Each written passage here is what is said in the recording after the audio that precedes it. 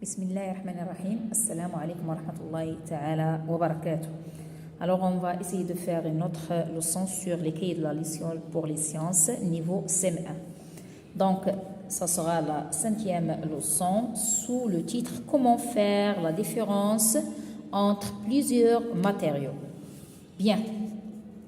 Alors, l'objectif de cette leçon, si vous voulez, l'objectif de cette leçon, c'est de comparer et de classer des matières, si vous voulez, selon leurs caractéristiques. Exactement, si vous voulez, ou bien plus particulièrement ici, c'est le frottement, la conductivité électrique, l'attraction magnétique et le poids. Voilà, on va commencer par « Je me demande ». Observe ces objets, quels matériaux reconnais-tu parmi eux ou bien parmi eux? B. Selon toi, pourquoi choisit-on un matériau plutôt qu'un autre pour fabriquer un objet? Bien, on commence par une observation de ces matériaux. Alors, comme vous le voyez ici, alors qu'est-ce qu'on a? D'accord? Alors, regardez bien ces matériaux.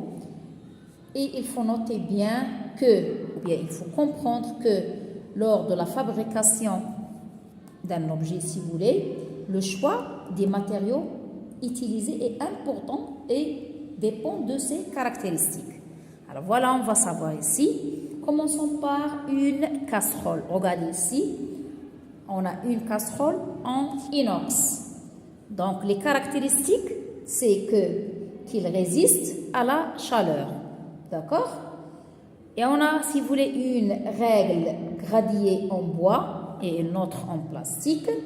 Donc, les caractéristiques de ces règles, c'est qu'elles sont solides et lisses pour bien tracer, si vous voulez, des traits. On a encore une fourchette en métal. Donc, les caractéristiques, c'est qu'elle est plus durable qu'une fourchette en plastique, par exemple. Vous avez encore une bouteille en plastique. D'accord? Elle est plus légère à transporter, par exemple, qu'une bouteille en verre.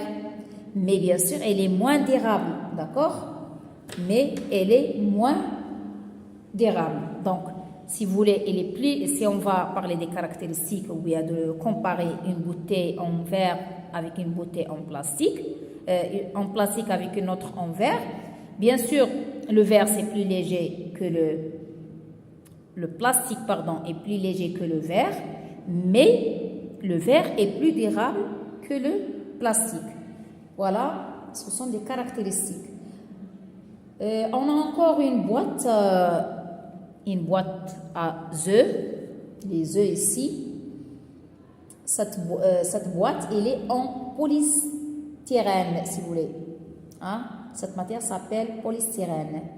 C'est un matériau léger, comme vous le voyez, utilisé pour protéger des objets. Pendant, si vous voulez, pendant le transport, par exemple. On a encore une boîte, on a dit, quoi encore? Un pot en verre, vous voyez, un pot. Vous avez un pot de confiture en verre. Donc, le verre est très utile pour faire, si vous voulez, des conserves de fruits ou de légumes, d'accord? On a encore, qu'est-ce qu'on a encore? Une éponge, vous voyez, avec une partie, vous voyez cette partie, on a une partie en éponge qui absorbe l'eau pour bien nettoyer, par exemple. On a encore une table en bois, d'accord? Une table en bois, c'est un matériau solide, d'accord, qui peut supporter des charges importantes et durables. On a encore, si vous voulez, un verre, vous voyez, c'est un matériau, les caractéristiques je parle, matériau solide mais aussi translucide, ce qui permet de voir ce qu'il contient, c'est-à-dire ce qui est à l'intérieur.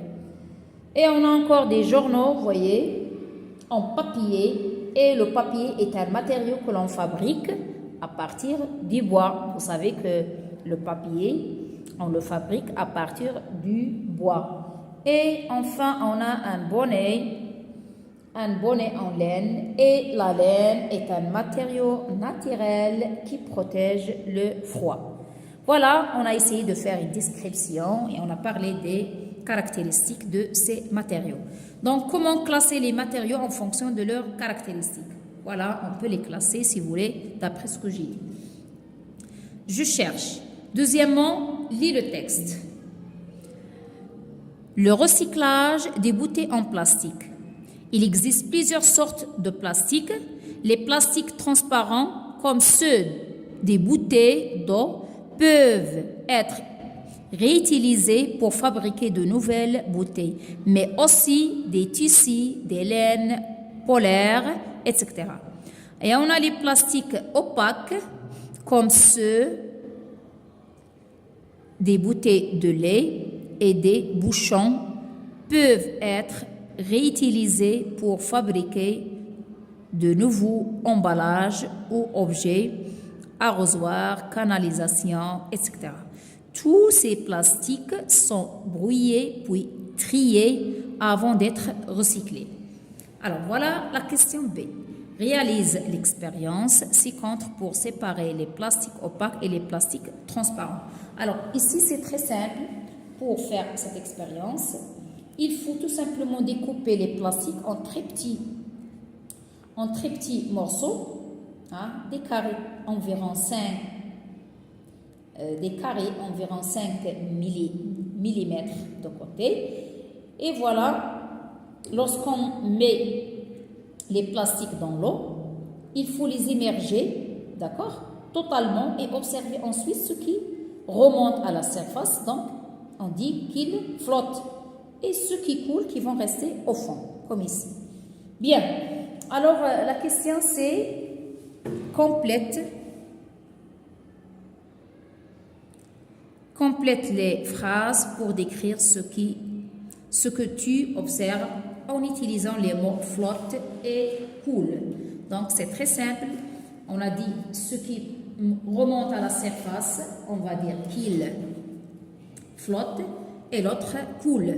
Donc, le plastique opaque, on dit qu'il flotte et le plastique transparent coule.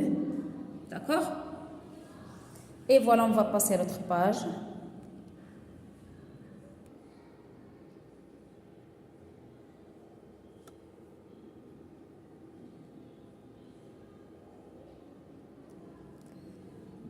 Bien. Alors voilà. Troisièmement, observe le tableau pour y répondre aux questions.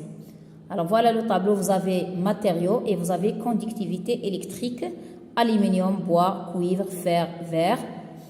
Et vous avez ici très bonne, très mauvaise, excellente, assez bonne, très mauvaise. À ton avis, quel matériau ne peut-on pas trouver à l'intérieur d'un fil électrique et pourquoi? Donc, on ne peut pas trouver, bien sûr, ici, de bois ni de verre. Le bois, d'accord, très mauvaise, et le verre, très mauvaise. Donc, très mauvaise, on ne peut pas trouver. D'accord? Et voilà, car ces matériaux ont une mauvaise conductivité électrique. Et les fils électriques sont souvent en cuivre ou en aluminium. À ton avis, pourquoi n'utilise-t-on pas le fer? D'accord? Donc, ici, on va dire que la conductivité électrique du fer est moins bonne que celle des cuivres et d'aluminium. Parce qu'on est ici assez bonne, par contre, ici, on a très bonne et excellente. Et voilà ici, je vais vous donner toujours la réponse à la fin, écrite. Quatrièmement, que peut-il faire pour savoir si le fil sur cette image est en aluminium ou en fer? Regardez, un aimant attire le fer et d'autres matériaux comme le nickel et le chrome. D'autres matériaux, ou bien d'autres métaux, je répète, un aimant attire le fer et d'autres métaux comme le nickel et le chrome. D'autres métaux comme l'aluminium et l'argent ne sont pas attirés par les aimants. Très bien. Comment savoir? Bien sûr, seulement si le fil est attiré, il est en fer. On va essayer si le fil, je vais apporter un aimant. Et si le fil est attiré, il est en fer. Si le fil n'est pas attiré, il est en aluminium. Voilà, tout simplement. D'accord? Et voilà pourquoi, ici, cinquièmement, pourquoi Jalila arrive-t-elle à porter le banc en plastique et pas le banc en pierre? Bien sûr, c'est très simple. Le banc ici en plastique, d'accord, est plus léger que le banc en pierre. Et bien sûr, le pierre est un matériau très lourd et beaucoup plus lourd que le plastique. Et voilà, on va essayer de tirer une conclusion. Avant, je vais vous donner la réponse écrite en bref. Voilà, ici, j'ai déjà expliqué. Ici, voilà, j'écris les deux mots flotte et coule. Et ici, vous avez ce que j'ai dit oralement, voilà, écrite. On ne peut pas trouver de bois ni de verre car ces matériaux ont une mauvaise conductivité électrique. Et ici, la conductivité électrique diffère est moins bonne que celle du cuivre et d'aluminium. Il faut apporter un aimant. Si le fil est attiré, il est en fer. Si le fil n'est pas attiré, il est en aluminium. Et le banc en plastique est plus léger que le banc en pierre. La pierre est un matériau très lourd et beaucoup plus lourd que le plastique.